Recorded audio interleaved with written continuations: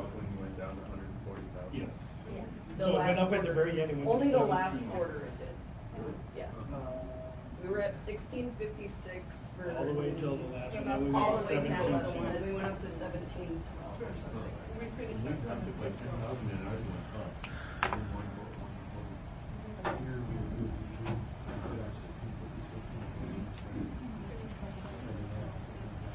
Good job with adding the motivational piece at the end. Yeah, excellent job. I was telling these guys that that's the only thing I wanted to do because in one of my last positions, that's the one thing I didn't get to do. I had to hand it off and just disappear. And so, thank you. That's pretty cool. That's great. You showed. That was great. Rock. Thank you. And keep signing. Very good. Great job. Great job. Let's do it. No, please. Go. All right, I'll fall around.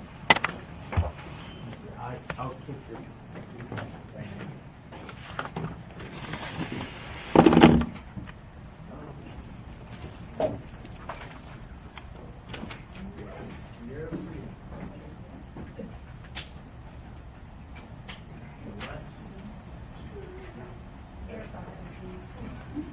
What do you think, Sandy?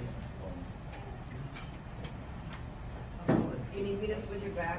Yes, could you please? Oh, oh, sure.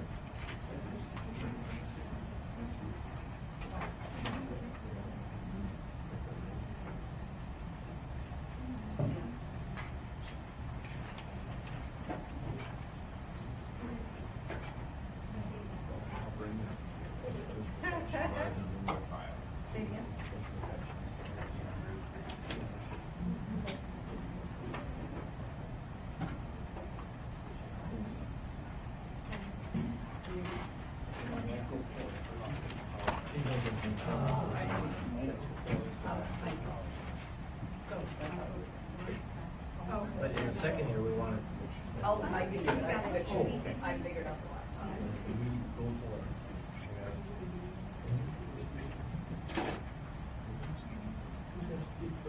Sam.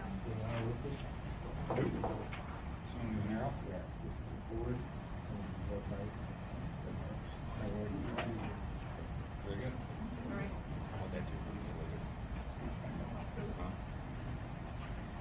Second is Kelly. Are you second? Yep.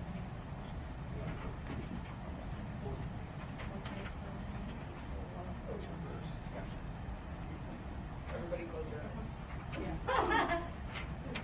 Okay. Well, our hiking boot's called Sierra Freedom. We're going to explain to you what we did over the last 12 quarters. I'm going to start by kind of expanding on our name. Sierra Freedom. We chose Sierra because of the mountain range that's located near the manufacturing facility of our hiking boot. And there were a few reasons why we chose freedom. I don't know if everybody can imagine a time in their life when they felt the most free, or a place that they felt the most free. I'm going to touch back on that. So our strategy, we tried to follow a few of these strategies as closely as possible. We wanted to have a product of high quality, multi-purpose, that was unique design and affordable. We wanted to price our hiking boot in the medium to higher price range. So here's where I touched on that freedom that's in our name. The product originally was designed for the avid hiker and environmentally conscious consumer. So freedom, I think of a place I've been when I've been free, and that's hiking. The product also appealed to the younger generation, college students. Again, back to that freedom thing. Personally, I felt the most freedom in my life when I was in college. I wasn't living at home. I had my own schedule, my own budget. So they were another target market of ours, college students. When incidents arose during the project, we tried to align our decisions with our target markets and objectives. Sometimes it worked in our favor, sometimes it didn't. Our financial objectives were to increase gross sales, reduce product cost per unit, and increase profits. What do we stand for? We value community, we are an environmentally conscious company, and we're American made. And we tried to represent that in some of the decisions we made over the last 12 quarters. Thank you. Hello. So, there you go. So how did we do? What did we do with this little baby we're about to pass off to you in the last 3 years? So when we look at the 3 key financial metrics that we really focused on, top line sales, in the 3 years that we've had Sierra Freedom under our leadership, we were able to deliver $15.5 million in top line sales, which we're pretty proud of that number. It's quite a nice number and a nice increase from where it was running when we took over. And we were able to reduce the cost per unit from $2,352 down to $1,656, and that was very methodical and intentional investments in our product engineering to make sure that we could get that cost as low as possible. And our gross margin dollars increased from $380,000 to $896,000 per quarter, which is a pretty nice increase in gross margin dollars. Is it gross profit before tax? Nope, it's gross margin dollars. Margin dollars. Yep. So, a couple things as an aside. As we are handing this off to the next Genesco team to take over, we wanted to point out a couple things to make sure you focus on them as well. And the first thing we did was we really focused on our unit production cost. We wanted to make sure we got that as low as possible, because when you actually start scaling and add production capabilities and capacities, having a low unit production cost is going to allow you to print money. So we wanted to set you up for success, so we really focused on our unit production costs. Having said that, we also did a lot of investments in production engineering and marketing, because there really was no marketing plan when we got here. It was trade shows, and there wasn't an external facing marketing plan to the customer. And so we spent a lot of investment in that. We do think that will pay off, and you probably do not need to have some of those heavy investments in the next 3 years. But because of that, some of those expenses did more than offset the cost reductions we saw in taking the unit production costs down. So something to keep your eye on in the next 3 years. We also had some big investments in the factory. We bought some more capacity in the neighboring factory so that we could expand when the time came. We could open up our distribution and possibly expand on product lines. Those investments made our return on assets and our economic value created metrics a little challenging. So we think we've got you set up to have better metrics in the next 3 years, but we just wanted to explain to you with the balance sheet what those metrics are and why they got there. All right, so our key metrics. These are the metrics that we knew you were going to want to see. I'm actually not going to speak to all of them. You can see the top line growth up there at $15.5 million. Our cost structure for Q0 when we took over was $86.9, and our 3-year total was $88.2, we'll call it. Some of the other metrics that you will be looking at when we compare performance are included there as well as some of the graphs. So our sales forecast for the last year, we actually came in under on our sales forecast, but not substantial. 10.52%. It is outside the plus or minus 5% variance. But having missed the top line, I will tell you we've over-delivered the bottom line. So you pay the bills with your profit dollars, not your top line sales. So for the profits for the 3rd year, we actually came in at $242,000 on a forecast of $211,000. So we actually exceeded our profit picture by almost $32,000. What's next in the next 3 years for us? So we expect that in the next 3 years, as you're managing this wonderful company we're about to hand over to you, that you'll be experiencing lots of continued top-line sales growth, and that you'll have a very planful marketing, R&D, and production engineering costs, but we have set you up with some really low cost structures to be able to really maximize that. We expect that the next 3 years, you'll see sales of just under $21 million, which is going to be a 33.8% increase. So again, you're going to be printing some money, and you're going to be having lots of sales. We also expect that you're probably going to want to continue the expansion of production capabilities and capacities so that you don't stifle your sales by having stock outages. We actually ran across that several quarters, and it's really hard to maximize your sales when you don't have product to sell. And just keep an eye on your non-COG related expenses.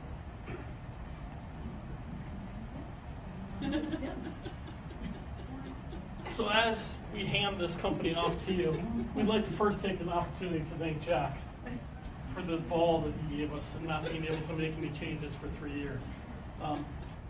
What did that ball look like?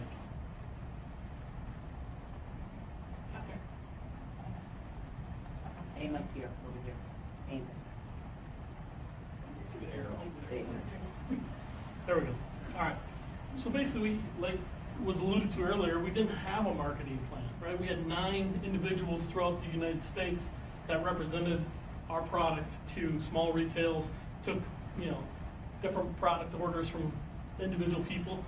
It was by luck that they found the whole college student market, right? Because they started off by looking simply at an opportunity of creating a high quality hiking boot or climbing boot for the top individuals. So as we go ahead and break away from that 3-year chain, we want to take a look at what that looks like from a perspective of, we have the serious climbers up on top, and really that's a very narrow, small market for us. Next, we have the casual hikers, people that like to go out on the weekends, go for a hike, not necessarily looking to climb Mount Everest. But what we want to concentrate on as an opportunity for you taking this forward is really this bottom line. Look at the opportunity here from the college students. Yes, we know that a few college students think that our boots are a fad and they're great to wear. But really, what does that market look like? We want you to not necessarily climb up the mountain with your strategy. We want you to climb down the mountain. Take advantage of this big market in college students. In order to do that, we'd like you to start a college rep program. So I know that Sierra Crest is looking at maybe putting their boots in the college bookstores and having some demonstrations. We want to go one step further than that. We want to have a rep on every single college campus. And that rep is going to be not only our voice, but our ears as well. Because it's very important to listen to those college students and understand and adapt our product to meet that market, because that market is huge. Look at this. We have 20 million college students. They spend over $420 billion a year. And what was it, 1,000 or 40% of their income every month goes to clothes, cosmetics, food, etc. This is the market we want you to be in. We don't want to have just 9 individuals throughout the U.S. representing our product. We want to have representatives everywhere. And that would be our number 1 priority suggestion for you going forward.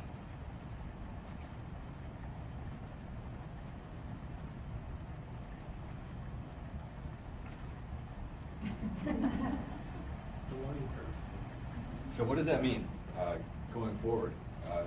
Tapping into the college students, taking a lot of our learning. Diversifying our product line is one of the first things that we're going to start doing. We know that Genesco's got a lot of large parts of the product line. Question? No, I was just thinking about me going to the gym to work and then one night out. Yeah. So in diversifying the product line, one of the ideas we came up with, a gym to work to night out boots. So it's a boot that's got an insole that's made to be comfortable all day long. It's something that's going to be very supportive for working out. Say you're a power lifter or somebody that likes to go and lift weights, but then you also want to go to work and you work a day in an office, so it's got to be something that's kind of trendy, but not too flashy. But then it's also a boot that you can go on a night out, so something that's very versatile, very comfortable, very supportive, and something you can wear all day long, not just all day long from at work, but in the morning, all day long until the evening too. Parts of that product line diversification is the gym to work to night out boot. We're not going to change the look of a lot of our boots, with the exceptions of customizations in outer leathers, a little bit of exterior features, and some of the things you can kind of change out to make them look just slightly different. Some of the things we're going to change a lot are the inside though. So we're going to do a lot of technology increases, and we've put those in place in the insides of the boots.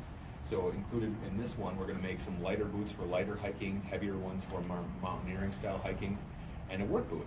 One of the markets that we feel like we haven't tapped into is people that like to possibly hike a lot but also work. So we're going to put in a steel-toed version.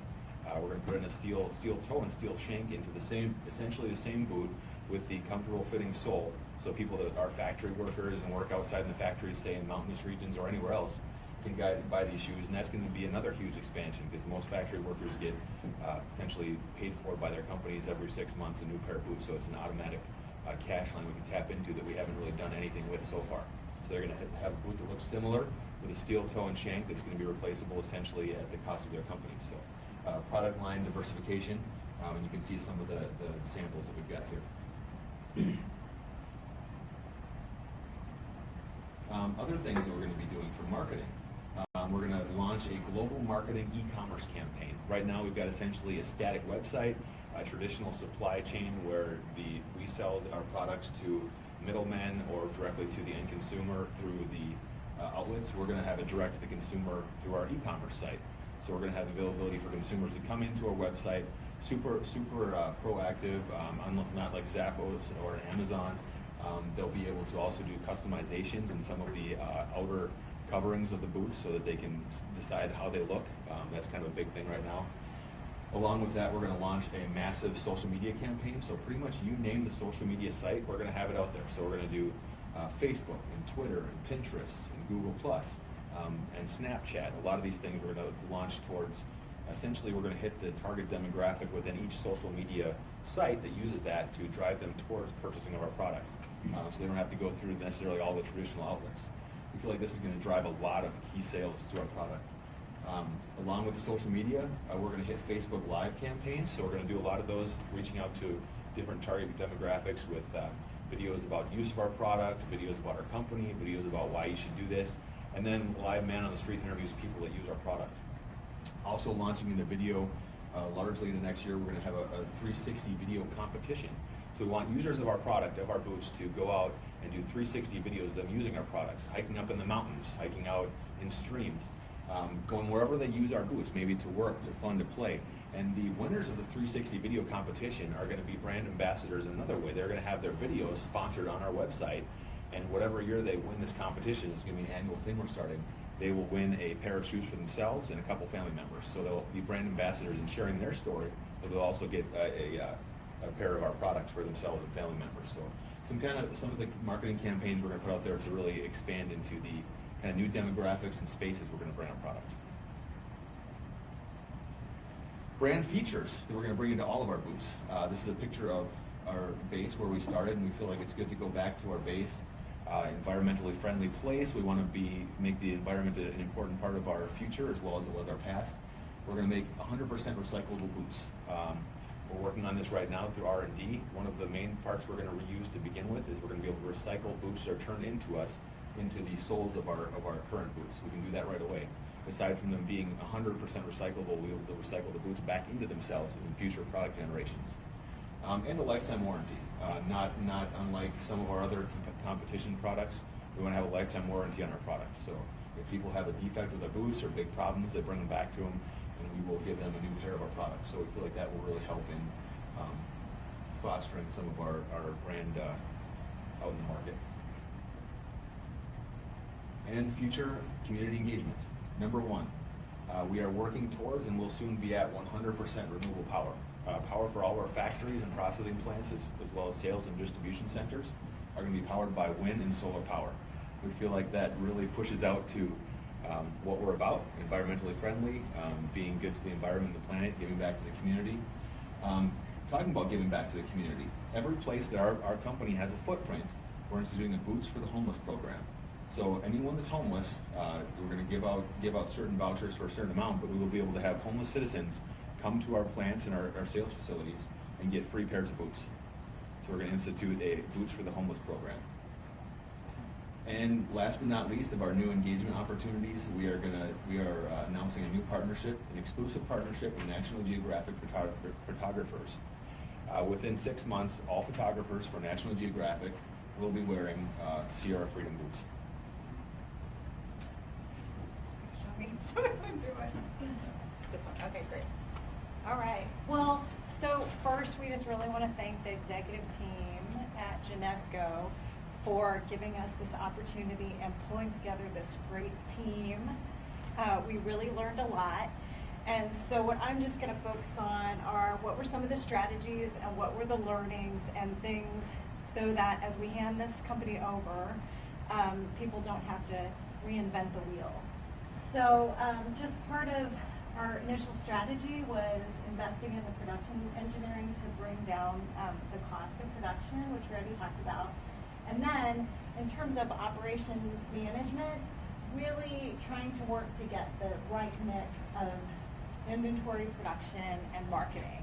So a couple of quarters, we ran out of inventory, and it really hurt our profits. And so that's one thing that we recommend going forward is if you can find that sweet spot, you'll just be able to take off. The other thing, we felt like it was really important to invest in R&D, and it seemed to both be a differentiator for us and also give us a little bit of a competitive edge. So we feel like now it's part of the brand, and it's something that we hope you continue. The other thing was just staying true to our vision and values, and really the made in the U.S. Or that we had some opportunity to get products from overseas, and we decided not to do that. And then just the respect for the environment. And also too, we really felt like kind of halfway in, we realized we were just got really caught up in only thinking quarter to quarter. And so just going forward, want to make sure that we remind the team that don't lose sight of those long-term goals. And sometimes quarter to quarter things don't look so good, but you got to keep your eye on the prize. So that was a big learning for us. And the last one was business ethics, that we really feel like staying true to our brand and doing the right thing really paid off for us in the long term. So